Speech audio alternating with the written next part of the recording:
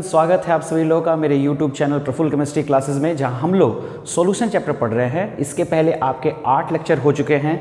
This is your 9th lecture, जिसमें हम लोग सॉल्यूशन चैप्टर में सॉल्युबिलिटी टॉपिक पढ़ रहे थे।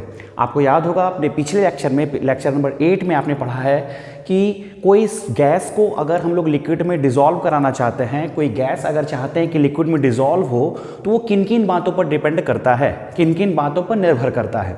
गैस को लिक्विड में मुझे घुलना है, ठीक है। तो आपने देखा था, आपको मैंने 3 फैक्टर बताया था, 3 कारक बताया था, जिसमें कोई गैस लिक्विड में आप घोल सकते हैं। अगर आप चाहते हैं कि कोई गैस लिक्विड में डिसॉल्व हो जाए, तो वो 3 बातों पर डिपेंड करता है, जिसमें मैंने तीनों को डिस्कस किया था सेपरेटली। मैं एक बार फिर से डिस्कस कर देता हूँ, रिकैप कर देता हूँ, ठीक है। अगर आपने पिछला वीडियो नहीं देखा है तो आप देख लीजिए, आपको बेहतर समझ में आएगा। और वीडियो अच्छा लगे तो आप उसे लाइक, कमेंट और शेयर कीजिएगा, ठीक है। तो देखिए, मैंने आपको बताया था कि कोई गैस अगर आप चाहते हैं कि कोई गैस लिक्विड में डिसॉल्व हो, तो 3 बातों पर डिपेंड करता है। फर्स्ट था आपका nature of solute and solvent, यानी कि वो गैस और जो लिक्विड, इन दोनों के नेचर पर डिपेंड करता है। मतलब अगर आपकी गैस को लिक्विड में डिसॉल्व करना चाहते हैं तो इनके नेचर पर डिपेंड करता है। अब आप कहेंगे नेचर पर क्या डिपेंड करता है सर? तो मैंने बताया था कि जो आपके पोलर गैसेज होते हैं, पोलर गैसेज जैसे कि अमोनिया, NH3, सल्फर डाइऑक्साइड, ये सभी पानी में आसानी से डिसॉल्व करते हैं। जबकि कोई नॉन पोलर गैसेज होते हैं जैसे हाइड्रोजन, नाइट्रोजन और ऑक्सीजन, ये पानी में आसानी से डिसॉल्व नहीं करते हैं। अब आप बोलिएगा ऐसा क्यों? तो मैंने आपको बताया था कि पोलर गैसेस जो होते हैं वो आसानी से लिक्विफाई होते हैं, वो बहुत जल्दी लिक्विफाई हो जाते हैं, द्रवित हो जाते हैं, द्रव में बदल सकते हैं, और जो लिक्विफाई होने की वजह से वो आसानी से पानी में डिसॉल्व कर जाते हैं, ठीक है। तो कहीं ना कहीं ये नेचर पर ही डिपेंड किया। तो ये आपका फर्स्ट फैक्टर था। सेकेंड फैक्टर क्या था?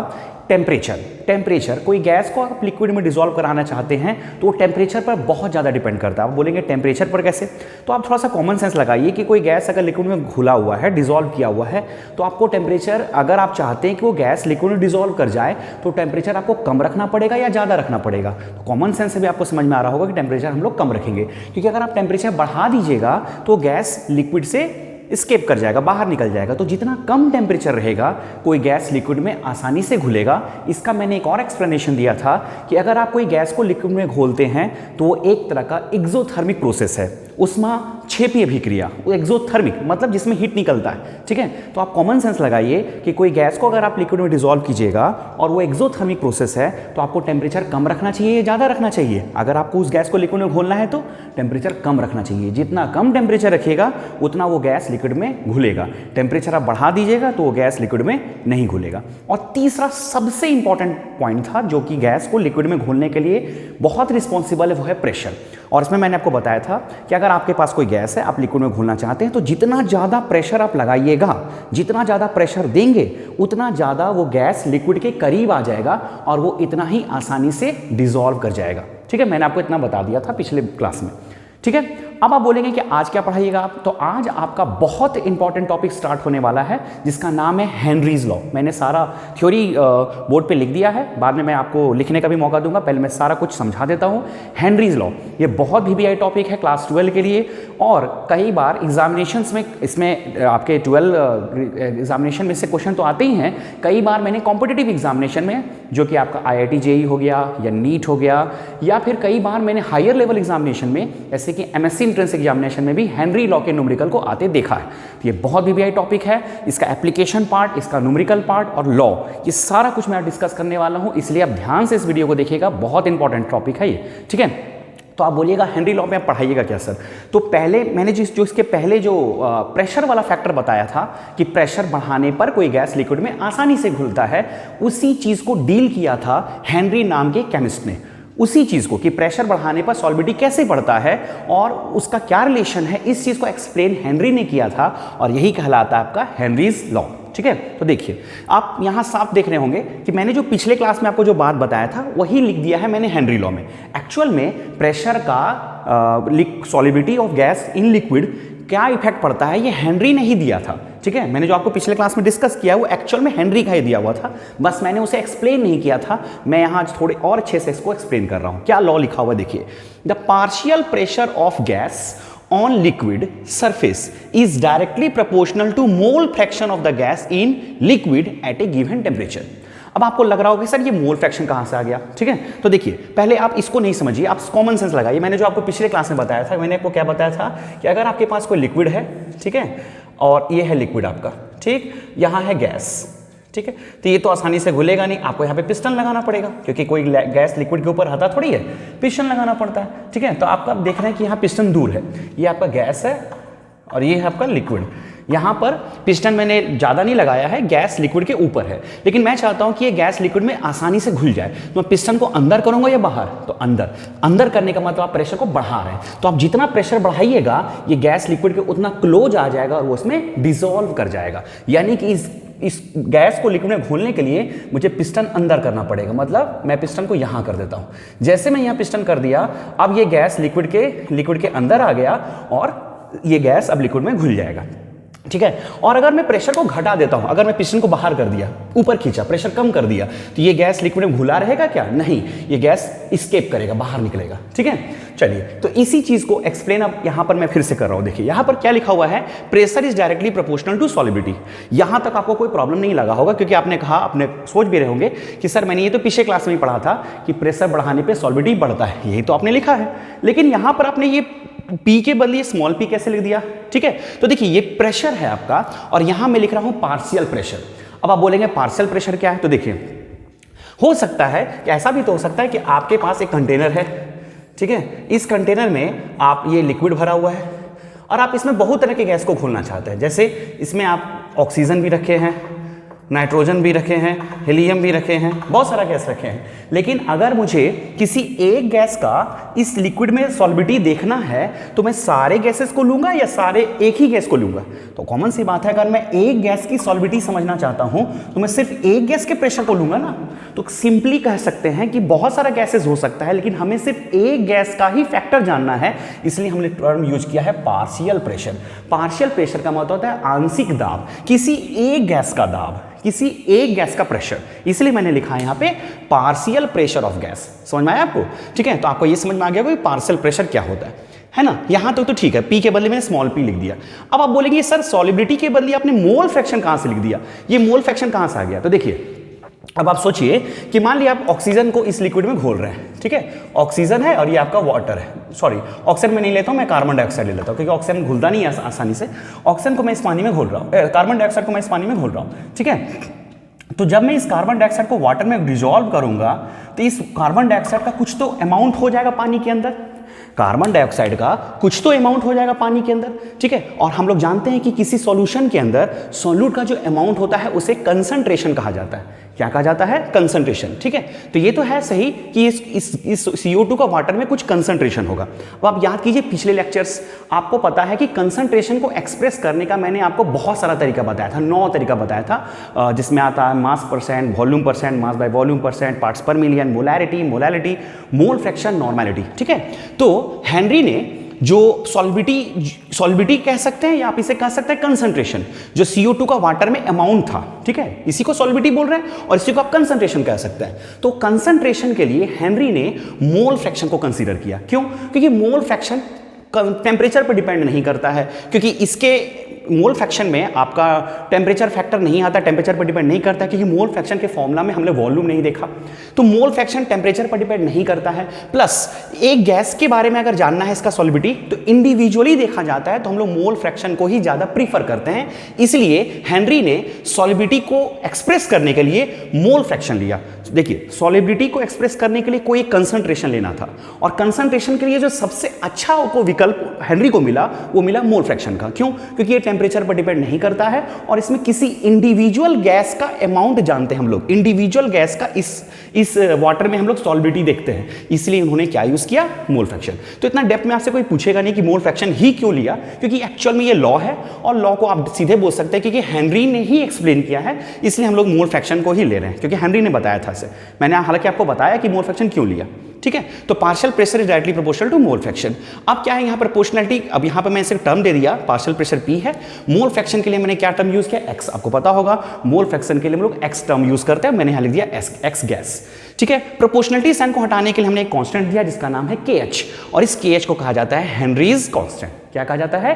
हेनरीज कांस्टेंट, यानी कि P = KH × X गैस। ये हो गया आपका मैथमेटिकल फॉर्मूला हेनरी लॉ का। तो अगर आपके एग्जामिनेशन में व्हाट इज अगर क्वेश्चन आता है कि स्टेट हेनरीज लॉ, ठीक है, तो आपको हेनरी लॉ लिख करके आपको यहां तक लिखना है, ठीक है। अच्छा, मोल फ्रैक्शन ऑफ गैस तो मैंने लिख दिया, यहां पर लिखा हुआ मैंने एट ए गिवन टेम्परेचर। तो आपको मैंने बताया था जब हम लोग पार्शियल प्रेशर मोल फ्रैक्शन का इफेक्ट जानते हैं, प्रेशर का सॉल्विटी पर इफेक्ट जानते हैं, तो हम लोग टेम्परेचर को क्या करते हैं? कांस्टेंट, क्योंकि हम लोग जानते हैं कि सॉल्विटी टेम्परेचर पर भी डिपेंड करता है। देखिए, सॉल्विटी प्रेशर पर भी डिपेंड करता है, सॉल्विटी टेम्परेचर पर भी डिपेंड करता है। तो जब हम लोग सॉल्विटी का प्रेशर पे इफेक्ट देखना चाहते हैं तो टेम्परेचर को बोलते हैं अरे भाई तुम रुक जाओ, तुम पे डिपेंड, तुम पे नहीं देखना है मुझे सिर्फ सॉल्युबिलिटी को प्रेशर का इफेक्ट देखना है। टेम्परेचर को शांत कर दिए कि एट ए गिवन टेम्परेचर तुम रुको, ठीक है। सॉल्युबिलिटी का इफेक्ट हम लोग किस पे देख रहे हैं? सॉल्युबिलिटी पर इफेक्ट देख रहे हैं प्रेशर का, इसलिए टेम्परेचर को क्या करना पड़ता है? कांस्टेंट, ठीक है। तो P = KH × X गैस। अब इसे ग्राफ में कैसे एक्सप्लेन करते हैं? तो देखिए, मैंने एक तरफ पार्शियल प्रेशर लिखा है, एक तरफ मोल फ्रैक्शन लिखा है। चूंकि ये डायरेक्टली प्रोपोर्शनल है और आपको पता है डायरेक्टली प्रोपोर्शनल को ग्राफ होता है स्ट्रेट लाइन, तो ये स्ट्रेट लाइन हो गया, ठीक है। तो ये ग्राफिकली मैंने दिखा दिया। अगर आपके एग्जाम में ऐसा क्वेश्चन आता है कि हेनरी लॉ को ग्राफिकली एक्सप्लेन करो, तो हेनरी लॉ लिख देना है आपको, ये मैथमेटिकल टर्म लिख देना है और आपको ये ग्राफ बना देना है, ठीक है। चलिए, ये तो हो गया। अब यहां पर लिखा हुआ है सिग्निफिकेंस ऑफ KH। इस KH के बारे में थोड़ा डिटेल में जानते हैं, ये KH क्या है, क्योंकि आपको ये तो समझ में आ रहा होगा, ये भी समझ में आ रहा होगा, KH के बारे में कुछ जानकारी आपको बता देता है, ठीक है। देखिए, सबसे पहले तो मैं ये बता देता हूं कि NCERT आप खोलिएगा, सारे गैसेस का KH का वैल्यू किसी खास टेम्परेचर पर, क्योंकि यहां लिखा हुआ एट ए गिवन टेम्परेचर, किसी खास टेम्परेचर पर सारे gases, oxygen, carbon dioxide, nitrogen, helium, सारे गैसेस का KH का वैल्यू आपके NCERT बॉक्स में एक बॉक्स बना के दिया हुआ है। आप वहां से देख सकते हैं KH का वैल्यू, आपको याद नहीं करना है, बस आप देख सकते हैं। मैंने आपको बताया कि KH का वैल्यू है, उससे क्या कंक्लूजन निकलता है उस टेबल से, उस कंक्लूजन को मैंने 3 पॉइंट में लिखा है। क्वेश्चन यहां से आ सकते हैं, ठीक है। कंसेप्चुअल क्वेश्चन क्या है? देखिए, सबसे पहले क्या लिखा हुआ है? Different gases have different KH values. अलग अलग गैसेज के KH वैल्यू अलग अलग होते हैं, अलग अलग गैसेज के KH वैल्यूज अलग अलग होते हैं। ये तो हम लोग कॉमन सी बात है।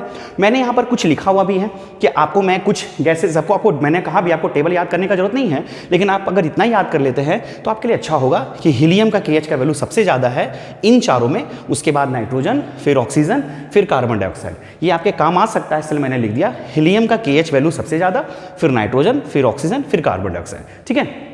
मैंने ऐसे ही लिख दिया आपके लिए कि हो सकता है आपको कभी काम आ जाए। तो ये 4 गैसेस बहुत पॉपुलर होते हैं, इसलिए मैंने इनका KH के वैल्यूज का ऑर्डर लिख दिया है, वैल्यू नहीं लिखा, ठीक है। दूसरा, greater the value of KH lower is the solubility. KH जितना ज्यादा होगा सॉल्विटी उतना ही कम होगा, ठीक है। KH ज्यादा सॉल्विटी कम। अब आप बोलेंगे ये कैसे सर? तो देखिए, मैं इसको एक्सप्लेन कैसे कर रहा हूं। देखिए, मैंने आपको ये बताया कि P = KH × X गैस। तो अब बताइए KH बराबर क्या होगा? P/X गैस होगा कि नहीं? यानी कि KH X गैस का इनवर्सली प्रोपोर्शनल है। और आपको पता होगा कि X गैस किसके बदले हम लोगों ने यूज किया था? सॉल्युबिलिटी। यानी कि KH जो है, अगर X गैस का इनवर्सली प्रोपोर्शनल है, मतलब वो सॉल्युबिलिटी का भी इनवर्सली प्रोपोर्शनल होगा कि नहीं? यानी कि KH वैल्यू जितना ज्यादा सॉल्युबिलिटी उतना कम। अब आप सोचिए, ये तो समझ में आ गया होगा, KH inversely proportional to X gas, KH inversely proportional to solubility, ठीक है। अब आप बताइए इन चारों में सॉल्विटी किसका ज्यादा होगा? अगर मैं पानी में इन चारों गैसेस को किसी खास टेम्परेचर पर घोलना चाहूं तो सबसे पहले कौन घुलेगा? तो आप समझ गए होंगे कि सबसे पहले कौन सा गैस घुलेगा? कार्बन डाइऑक्साइड, क्योंकि KH जितना कम होगा उतना ज्यादा सॉल्विटी होगा, ठीक है। ये हो गया। अब आपके एग्जाम में इससे कोई कंसेप्चुअल क्वेश्चन आ सकता है, ठीक है। चलिए, थर्ड क्या है? The value of KH increases with increase in temperature. मतलब ये KH जो है ये टेम्परेचर का दोस्त है, टेम्परेचर का डायरेक्टली प्रोपोर्शनल। मतलब आप टेम्परेचर बढ़ा देंगे तो KH का वैल्यू बढ़ जाएगा, ठीक है। जैसे मैं किसी खास टेम्परेचर पर किसी गैसेस का KH वैल्यू लिख रहा हूं और टेम्परेचर इंक्रीज किया मैंने तो KH वैल्यू भी इंक्रीज करता है। अब आप बोलेंगे कैसे? देखिए, टेम्परेचर सॉल्विटी का इन्वर्सली प्रोपोर्शनल होता है, ये तो आप जानते होंगे, पिछले वीडियो में भी बताया था। टेम्परेचर बढ़ाने पे सॉल्विटी क्या होता है? घट जाता है, ठीक है। यानी कि टेम्परेचर और सॉल्विटी दुश्मन है। और अभी हम लोगों ने जाना कि सॉल्विटी KH का भी दुश्मन है। अभी हमने जस्ट पढ़ा था KH सॉल्विटी का दुश्मन है। देखिए, टेम्परेचर का दुश्मन कौन? सॉल्विटी। और सॉल्विटी का दुश्मन कौन? KH। इसका मतलब टेम्परेचर और KH तो दोस्त होगा ना, है ना। क्या कहा जाता है, हिंदी में कहावत भी है कि दुश्मन का दुश्मन दोस्त होता है। तो इसका दुश्मन ये, इसका दुश्मन ये, यानी कि ये दोनों दोस्त। टेम्परेचर बढ़ाएंगे KH वैल्यू इंक्रीज करेगा। ठीक है, ये तो समझ में आ गया। यानी कि टेम्परेचर जितना कम KH उतना ही कम। ये भी क्लियर हो गया होगा। यानी कि टेम्परेचर पर डिपेंड करता है KH। तो ये 3 पॉइंट बहुत इंपॉर्टेंट थे आपके लिए जानने के लिए। ठीक है, चलिए इतना तक हो गया। मैंने एक लास्ट में एक लाइन लिखा है, aquatic animals are more comfortable in cold water. ये आपको लग रहा होगा ये मैंने क्या लिख दिया, मैं बस ऐसे ही एक जनरल लाइन लिख दिया और इसको मैं हेनरी लॉ से एक्सप्लेन करने वाला हूँ। एक्वेटिक एनिमल का मतलब जलीय जंतु, जलीय जीव, जैसे मछली हो गया, क्रोकोडाइल हो गया, मगरमच्छ हो गया, या मेढक हो गया, कुछ तरीके के सांप जो होते हैं जो कि पानी में रहते हैं, वो ज़्यादातर ठंडे पानी में रहना चाहते हैं। वो चाहते हैं कि पानी ठंडा हो, गर्म पानी में वो कंफर्टेबल महसूस नहीं करते हैं। ठंडे पानी में एक्वेटिक एनिमल ज़्यादा कंफर्टेबल फील करते हैं। अब आप बोलेंगे ऐसा क्यों, तो देखिए टेम्परेचर जितना कम होगा, ठीक है, टेम्परेचर जितना कम होगा सॉल्युबिलिटी उतना ज़्यादा होगा। देखिए कोई भी जलीय जीव जो है पानी के अंदर ऑक्सीजन लेते हैं, ये बात तो तय है, ऑक्सीजन तो उन्हें भी चाहिए, पानी के अंदर ऑक्सीजन लेते हैं, तो ऑक्सीजन को उनके ब्लड में घुलना होता है, ऑक्सीजन को उस एक्वेटिक एनिमल के ब्लड में घुलना पड़ता है। तो आप क्या चाहेंगे कि उन ऑक्सीजन जो है उनके ब्लड में ज़्यादा घुले या कम घुले, तो आप चाहेंगे कि ज़्यादा घुले। जितना आसानी से उनके ब्लड में घुलेगा उतना आसानी से ब्लड उनके बॉडी के हर एक पार्ट से पहुंचेगा। ठीक है, तो आप चाहते हैं कि सॉल्युबिलिटी बढ़े, सॉल्युबिलिटी बढ़े, उस ऑक्सीजन गैस का उन एक्वेटिक एनिमल के ब्लड में सॉल्युबिलिटी बढ़े। तो सॉल्युबिलिटी बढ़ने के लिए टेम्परेचर का ज़्यादा होना जरूरी है या कम, तो टेम्परेचर का कम होना जरूरी है ना, क्योंकि टेम्परेचर सॉल्युबिलिटी का इन्वर्सली प्रोपोर्शनल होता है। तो जितना कम टेम्परेचर होगा उतना ही उस ऑक्सीजन गैस का एक्वेटिक एनिमल के ब्लड में सॉल्युबिलिटी उतना ज़्यादा होगा। इसीलिए एक्वेटिक एनिमल ज़्यादा कंफर्टेबल कोल्ड वाटर में फील करते हैं। इसे ही आप KH के इस सिग्निफिकेंस से आप समझ सकते हैं। तो आशा करता हूँ ये भी चीज़ आपको समझ में आया होगा। ठीक है, तो इसके बाद हम लोग KH हेनरी लॉ आप लोग लिख लीजिएगा, मैं आप हट जाता हूँ। ठीक है, तो अब चलते हैं हेनरीज लॉ के एप्लीकेशन पार्ट की ओर। ठीक है, आपने हेनरी लॉ देख लिया, अब एप्लीकेशन ऑफ हेनरीज लॉ हम लोग को देखना है। और ये भी आपके एग्जाम में बहुत बार पूछा जाता है, कई बार इंपॉर्टेंट क्वेश्चन बनता है कि आपको हेनरी लॉ का एप्लीकेशन बताना है। ठीक है, आपको एग्जाम में क्वेश्चन ऐसे आएगा, state Henry's law and right its application. तो 3 एप्लीकेशन बेसिकली दिए जाते हैं, NCERT में भी आपके 3 एप्लीकेशंस हैं, है ना। उन तीनों एप्लीकेशन को एक एक करके मैं एक्सप्लेन कर रहा हूँ। ठीक है, मैंने सारे एप्लीकेशन पार्ट को लिख दिया है, तो बाद में आप इसे नोट डाउन कर लीजिएगा नोट से। ठीक है, सबसे पहले पहला एप्लीकेशन क्या है, सबसे जरूरी, सबसे इंपॉर्टेंट फर्स्ट एप्लीकेशन ही है, क्योंकि ये डे टू डे लाइफ में हम लोग ऑब्जर्व भी करते हैं। आप लोगों ने कोल्ड ड्रिंक्स पिया होगा, तो जब आपने कोल्ड ड्रिंक्स पिया है या फिर कोई भी कोल्ड ड्रिंक्स हो गया या फिर सॉफ्ट ड्रिंक हो गया, उसमें आप लोगों ने ऑब्जर्व किया होगा, जैसे स्प्राइट आपने पिया, तो आपने ऑब्जर्व किया होगा, तो पहले आपको ये पहले पता होगा जरूर, अगर नहीं पता है तो आपको ये जनरल नॉलेज के लिए भी बहुत जरूरी है कि आप कोई भी कोल्ड ड्रिंक्स पीते हैं, खास करके Sprite, Thums Up, Coca Cola, उसमें कौन सा गैस घुला हुआ रहता है। तो आप लोग शायद जानते होंगे, अगर नहीं जानते हैं तो जान लीजिए, कार्बन डाइऑक्साइड CO2, उस कोल्ड ड्रिंक्स में CO2 गैस घुला रहता है। ये बात तो क्लियर है। ठीक है, अब आपको ये पता होगा, आप थोड़ा कॉमन सेंस लगाइए, CO2 क्या है, गैस, और कोल्ड ड्रिंक्स क्या है, एक लिक्विड। गैस को लिक्विड में घोला गया है। ठीक है, तो आप गैस को लिक्विड में, वहां अगर कोई बोले कि गैस को लिक्विड में घोलना है, तो इसका बेस्ट एग्जांपल क्या है, तो कोल्ड ड्रिंक्स, क्योंकि कोल्ड ड्रिंक्स में कोई गैस लिक्विड में घुला रहता है। ठीक है, ये बात तो आपको पता है, कौन सा गैस रहता है, कार्बन डाइऑक्साइड। ठीक है, अब आप सोचिए, थोड़ा कॉमन सेंस लगाइए कि कोई भी कोल्ड ड्रिंक्स, जैसे ये बॉटल है, ठीक है, ये बॉटल में लिक्विड है, ठीक, इसमें अगर मैं चाहता हूं कि इसमें CO2 गैस को घोल दें, ठीक है, तो ऐसे कैसे घोल देंगे, CO2 गैस कैसे घुलेगा। तो आपने पढ़ा कि कोई भी गैस को अगर लिक्विड में घोलना है तो मेन 2 फैक्टर काम करते हैं। पहला, CO2 को अगर आपको इस गैस में घोलना है, इस लिक्विड में घोलना है, तो आपको प्रेशर बहुत ज्यादा रखना पड़ेगा। ठीक है, और यही आपका हेनरी लॉ भी था, क्योंकि प्रेशर जितना ज्यादा रखिएगा CO2 गैस लिक्विड में, उतना आसानी से घुलेगा। हेनरी लॉ में आपने यही पढ़ा। ठीक है, तो जब कोल्ड ड्रिंक्स फैक्ट्रीज में CO2 गैस को लिक्विड में घोला जाता है तो बहुत ज्यादा, जैसे मान लीजिए कार्बन डाइऑक्साइड है, ये आपका लिक्विड कंटेनर है, लिक्विड है और ये कंटेनर के अंदर है, तो इस CO2 गैस को लिक्विड में अगर घोलना पड़ता है तो बहुत ज्यादा प्रेशर पर इसे सील किया जाता है। वाटर को बहुत ज्यादा प्रेशर पर सील किया जाता है। क्यों? क्योंकि ज्यादा प्रेशर पर सील करेंगे तो ये CO2 गैस में घुल जाएगा। लेकिन ये तो समझ में आ गया होगा, और यहां लिखा हुआ भी यही है। ठीक है, तो इसका मतलब ज्यादा प्रेशर पर अगर घोलेंगे तो ये लिक्विड आसानी से घुल जाएगा। लेकिन एक और बात मैं आपको बता देता हूं, आप लोग इससे आप सहमत भी होंगे। जब आप कभी मार्केट से कोल्ड ड्रिंक्स लेके आते होंगे और सिर्फ शेक कीजिए, शेक करने के बाद आप जब बॉटल के कैप को खोलते होंगे तो आप लोग देखते होंगे कि कोई गैस बाहर निकल रहा है, एकाएक बहुत ज़्यादा गैस बाहर निकलता है ना, बबल्स के रूप में बाहर निकलता है। तो आपको पता है वो कौन सा गैस है? वो कार्बन डाइऑक्साइड ही है। होता क्या है, जब आप शेक करते हैं तो सारा कार्बन डाइऑक्साइड आपके लिक्विड के सरफेस पे आ जाता है। पहले तो सब घुला रहता है, पूरा होमोजेनस मिक्सचर, लेकिन आप शेक कीजिएगा तो सारा गैस यहाँ आ जाता है। और उसके बाद जब आप कैप को खोलते हैं तो प्रेशर अचानक से घट जाता है, क्योंकि आप जैसे पहले बॉटल सील था, बॉटल तो सील था, तब तक तो अंदर में था, जैसे आपने बॉटल को खोला तो सील तो टूट गया, जैसे सील खुल गया वो गैस, अब प्रेशर क्या हो गया होगा? बढ़ गया होगा कि घट गया होगा? कॉमन सा बात है, प्रेशर घट गया होगा।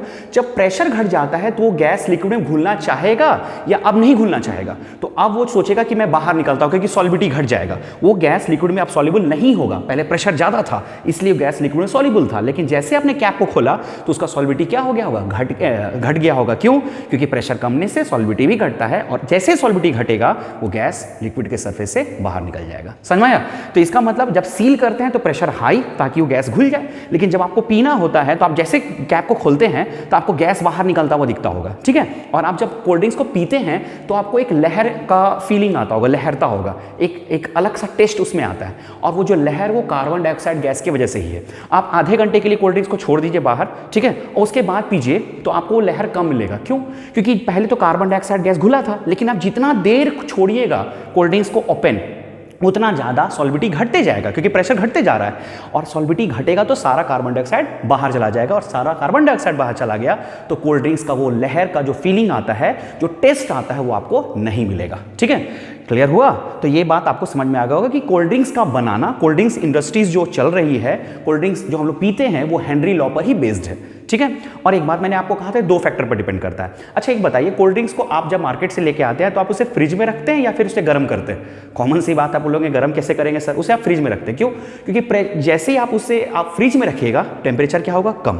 तो आप लोगों ने इसके पहले वाले वीडियो में पढ़ा था कि टेम्परेचर जितना कम होता है सॉल्युबिलिटी उतना ज़्यादा होता है। तो टेम्परेचर कम होने पर वो कार्बन डाइऑक्साइड लिक्विड में घुला रहेगा।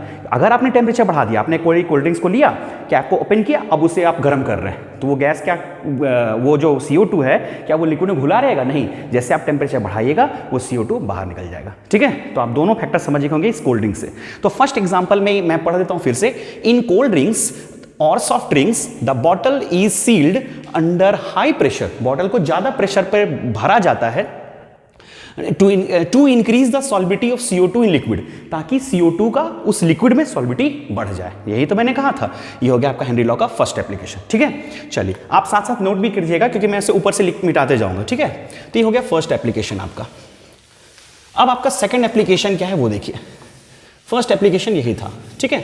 सेकंड एप्लीकेशन बहुत इंपॉर्टेंट है, थोड़ा इसमें बायोलॉजिकल टर्म्स भी आएगा, इसलिए मैं इसको पहले एक्सप्लेन कर देता हूं, उसके बाद मैं ये थ्योरेटिकल पोर्शन में आ जाऊंगा। ठीक है, आप लोग सी डाइवर्स का नाम सुने होंगे, इसे स्क्यूबा डाइवर भी कहा जाता है। सी डाइवर्स हिंदी में बोलते हैं गोताखोर, जो पानी के अंदर जाते हैं, और कई तरह के पानी के अंदर आप लोग देखते होंगे सी डाइवर्स जाते हैं, गोताखोर जाते हैं, और वो बहुत चीज़ों का अध्ययन करते हैं पानी के अंदर। एक्वेटिक एनिमल्स कैसा है, ये है वो है, डिस्कवरी चैनल में आप लोगों ने देखा भी होगा। सी डाइवर्स पानी के अंदर जाते हैं, और आप लोगों ने ये भी देखा होगा कि वो जब पानी के अंदर गोता लगाते हैं, डाइव करते हैं, तो अपने साथ एक गैस सिलेंडर को लेके जाते हैं। ठीक है, उस गैस सिलेंडर का मेन कंपोनेंट्स ऑक्सीजन और नाइट्रोजन होता है। ठीक है, ये है आपका सी डाइवर।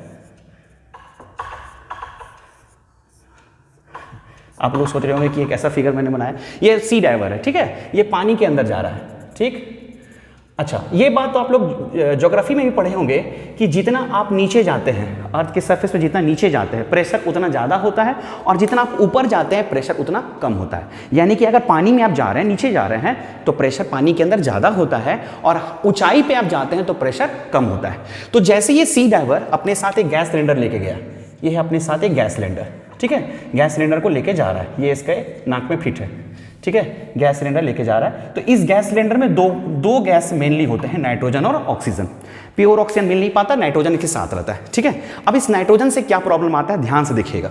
ये लेके गया, ऑक्सीजन नाइट्रोजन दोनों रहता है इसके गैस सिलेंडर में, पानी के अंदर गया। ठीक है, तो पानी के अंदर प्रेशर ज़्यादा मिलेगा या कम मिलेगा? कॉमन सी बात है, वाटर अंडर वाटर, क्या अंडर वाटर प्रेशर क्या होगा? ज़्यादा।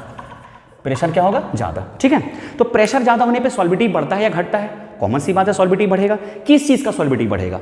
ऑक्सीजन और नाइट्रोजन का सॉल्बिडिटी बढ़ेगा इस सी डाइवर यानी कि गोताखोर के ब्लड में, क्योंकि हम लोग को पता है कि हम लोग भी जब सांस लेते हैं तो ऑक्सीजन नाइट्रोजन सारे गैसेस हमारे ब्लड में घुलते हैं, ठीक है, डिसॉल्व करते हैं। तो पानी के अंदर ये ज़्यादा घुलेंगे, पानी के अंदर ऑक्सीजन नाइट्रोजन ज़्यादा घुलते हैं ब्लड में, ठीक है। अब देखिए प्रॉब्लम क्या होता है। ऑक्सीजन नाइट्रोजन दोनों घुलते हैं, हमारे ब्लड में भी ऑक्सीजन नाइट्रोजन दोनों घुलते हैं, लेकिन हमारे ब्लड में ऑक्सीजन डिसॉल्व करते हैं और नाइट्रोजन भी डिसॉल्व करते हैं, ठीक है। ऑक्सीजन का यूज हो जाता है, नाइट्रोजन का भी यूज नहीं होता है। लेकिन गोताखोर में क्या होता है, देखिए ध्यान से देखिएगा, गोताखोर जब पानी के अंदर जाते हैं तो प्रेशर ज़्यादा होने की वजह से ऑक्सीजन और नाइट्रोजन ये दोनों उनके ब्लड में घुल जाते हैं, ठीक है, दोनों उनके ब्लड में घुल जाते हैं, ठीक है। अब जो ऑक्सीजन घुलते हैं इसका कोई प्रॉब्लम नहीं है, क्योंकि ऑक्सीजन का घुलना है बहुत जरूरी भी है, हमारे लिए भी जरूरी है। ऑक्सीजन जो घुलते हैं उसका यूज बहुत सारे जैविक प्रक्रियाओं में होता है। ऑक्सीजन जैसे घुलता है, ऑक्सीजन बॉडी के हर एक पार्ट में पहुंचता है। ऑक्सीजन का घुलना डेंजरस नहीं है, लेकिन जो नाइट्रोजन उनके ब्लड में घुलते हैं ये डेंजरस है उनके लिए। क्यों? ऑक्सीजन तो ब्लड में घुला, वो यूज भी हो गया, लेकिन जो नाइट्रोजन गोताखोर के ब्लड में घुलता है वो घुला ही रह जाता है, क्योंकि नाइट्रोजन जो घुला हुआ होता है उसका कोई जैविक यूज नहीं है, कोई मेटाबॉलिक प्रोसेस नहीं होता है, नाइट्रोजन का कोई काम नहीं है बॉडी में, इसलिए नाइट्रोजन जो है ब्लड में ही घुला रहता है, घुला हुआ है, ठीक है, वो कहीं जा नहीं रहा है। ऑक्सीजन जो घुला हुआ है वो पूरे बॉडी में घूम गया, लेकिन जो नाइट्रोजन है वो घुला हुआ ही रह जाएगा, ठीक है।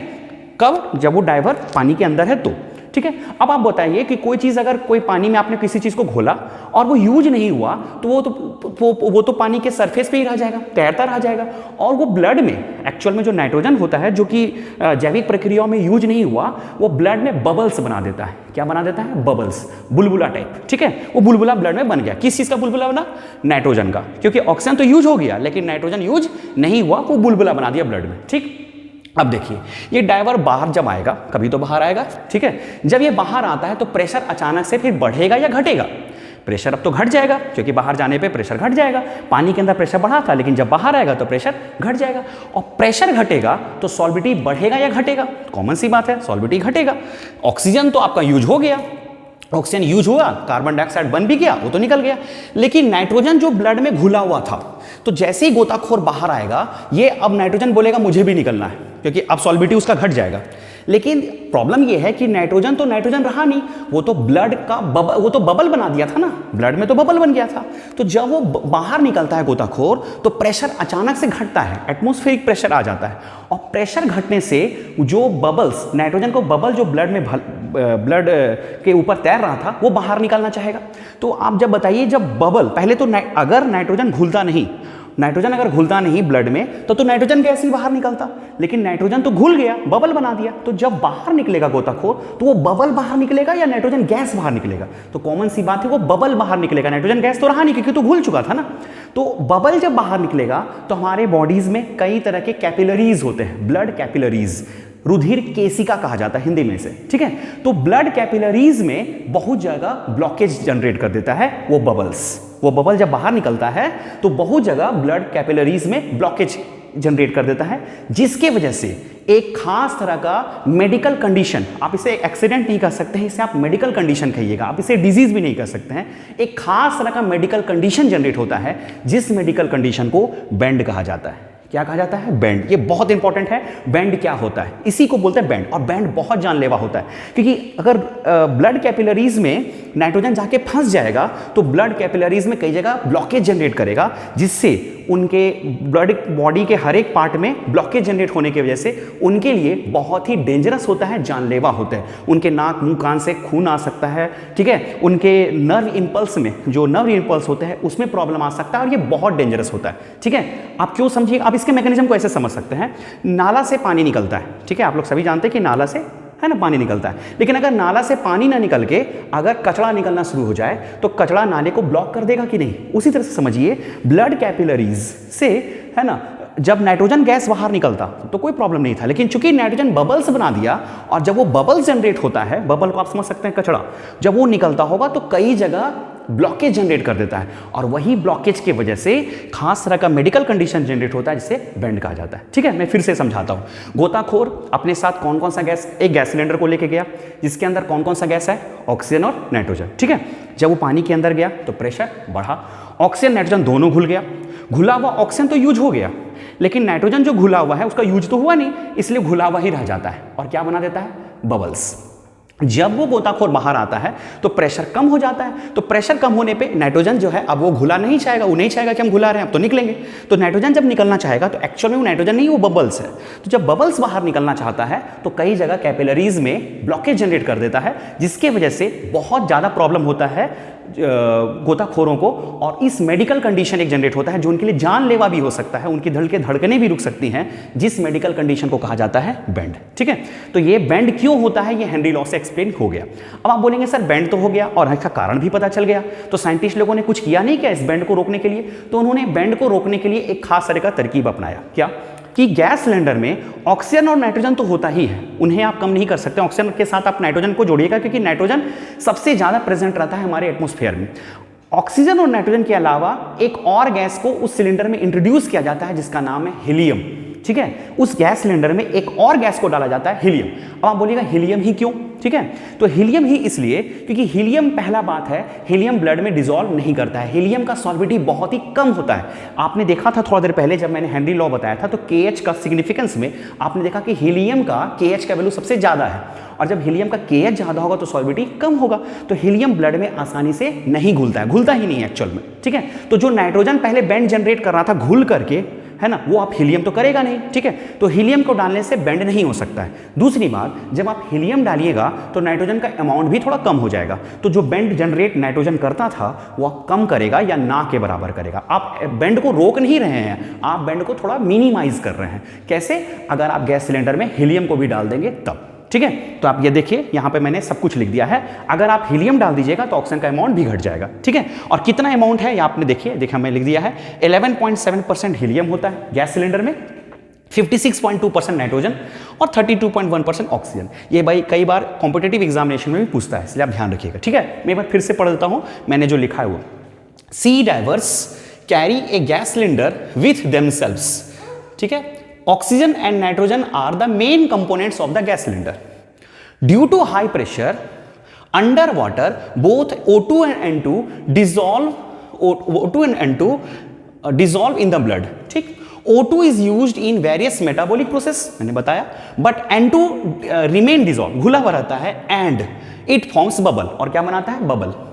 When the divers come out, जब डाइवर बाहर आते हैं, come out to atmospheric pressure, जब वो एटमोस्फेरिक प्रेशर में आते हैं, हमारे वातावरण में आते हैं, these bubbles block the capillaries, ये बबल क्या करते हैं? कैपिलरीज को ब्लॉक कर देते हैं, एंड इफेक्ट नर्व इंपल्स, हमारे नर्व इंपल्स को भी इफेक्ट डालते हैं, and give rise to a medical condition, और एक खास तरह का मेडिकल कंडीशन बनाते हैं जिसे क्या कहा जाता है? बेंड। ठीक है, to minimize the painful effect of bend, bend के हानिकारक प्रभाव को मिनिमाइज करने के लिए, कम करने के लिए, रोकने के लिए नहीं, कम करने के लिए, the cylinder used by the sea divers are filled with air diluted with helium.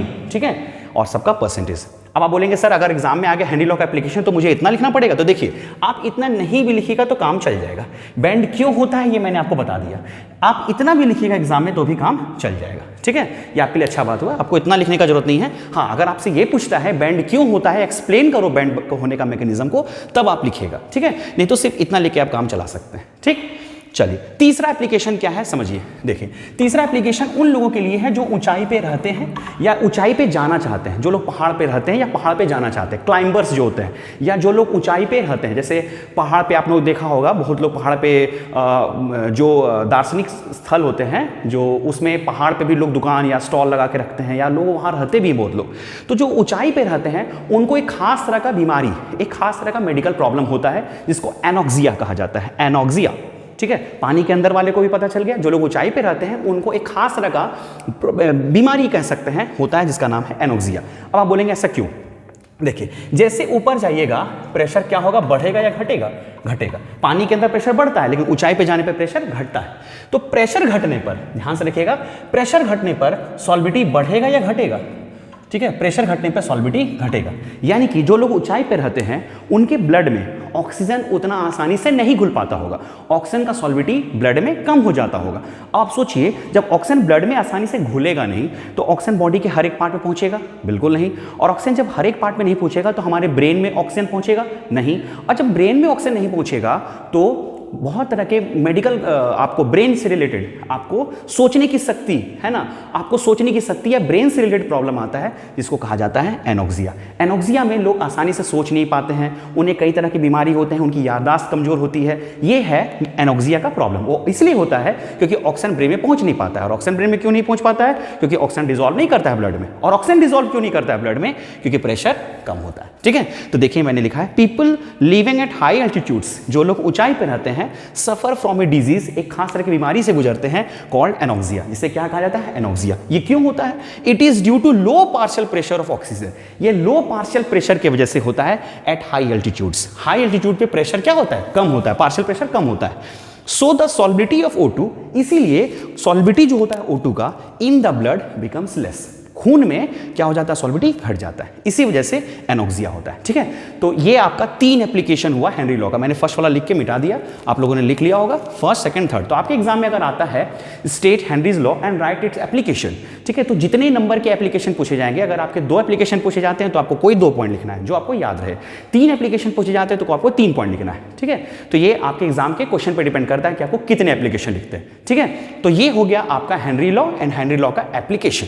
ठीक है, नेक्स्ट वीडियो में हम लोग बात करेंगे हेनरी लॉ के न्यूमेरिकल्स पार्ट पे। हेनरी लॉ का न्यूमेरिकल्स आप लोग सॉल्व करिएगा, एनसीईआरटी के मैं न्यूमेरिकल को सॉल्व कराऊंगा। तब तक आप हेनरी लॉ, उनके एप्लीकेशन को बढ़िया से पढ़िएगा, याद रखिएगा। तब तक के लिए थैंक यू।